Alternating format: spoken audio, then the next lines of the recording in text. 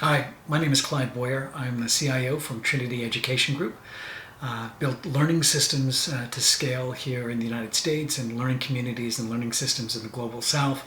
I've also built competency-based platforms that scale mentoring, scale skills development, and for me, the idea of being able to help, create and upskill the next generation of our youth is a passion and a focus of my life.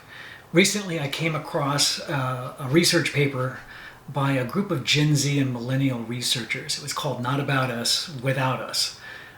Great title, but it discussed the impact of climate change on mental health. Feelings of frustration, anger, helplessness impact a young person's ability to not only affect possible, positive change, but even envision a future worth living. For these researchers, mental health and addressing mental health issues and addressing climate change were part of the same problem. Can't separate the two.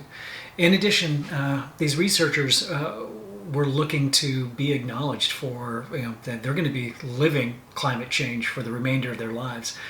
They feel like they deserve not only a place at the table, but really need to be looking at collaborative, intergenerational collaboration to bring about true change, not just lip service, but true change.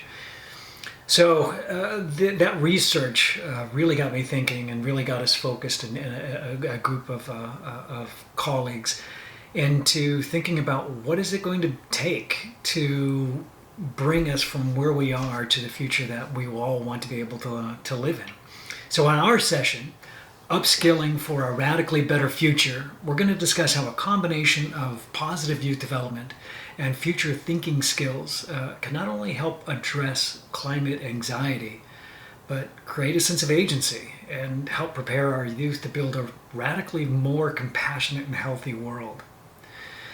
Positive youth development, the first section that we're going to be diving in, is a rigorously tested holistic approach to developing assets and competencies. At its core, it's helping youth build skills, foster agency, and then create linkages, above and beyond skill building.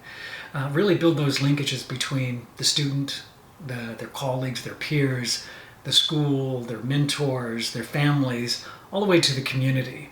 And really, this approach of positive youth development is the best working example of intergenerational collaboration that the young researchers from Not About Us, Without Us were demanding. And we have a lot of work ahead. It's not just about skill building. To meet the unprecedented challenges facing us, we're going to have to upskill the entire planet. That's not an understatement. And the transition from fossil fuels to renewables, from extractive technologies to regenerative practices, we have this tremendous opportunity. Really, this is an exciting time. We have a tremendous opportunity to transform our world to a radically more equitable and healthy place.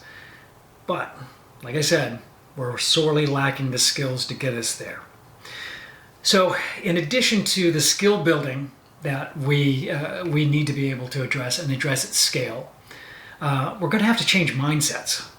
We're going to have to change mindsets from conservation, a thing of the past, where we try to preserve what existed, to regeneration, to actually thinking about building and growth and how do we do that in a positive way. Transition from climate anxiety to urgent optimism. So future skills is a process and is a set of tools that help youth to build resiliency to face the future ahead. As exciting as it is, it's also going to be filled with lots of challenges. And we need to build that resiliency. Future skills training is one of the best techniques that I've come across in being able to build those skills.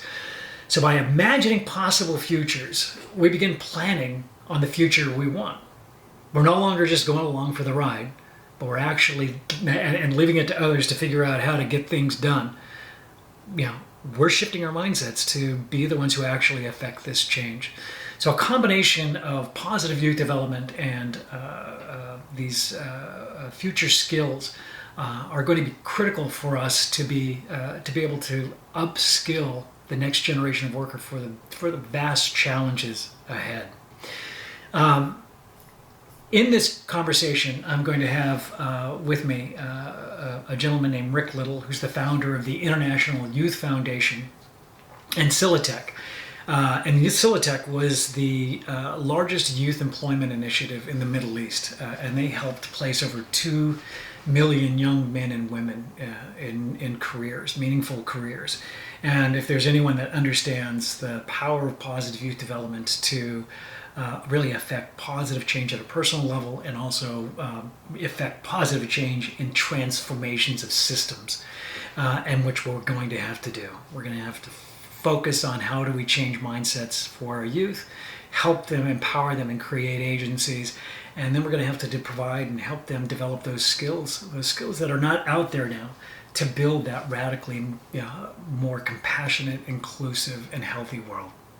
In addition, just in time for South by Southwest, I'll be releasing my first novel, meant for middle school students and young high school students, about regenerative practices that can help speed along that transformation.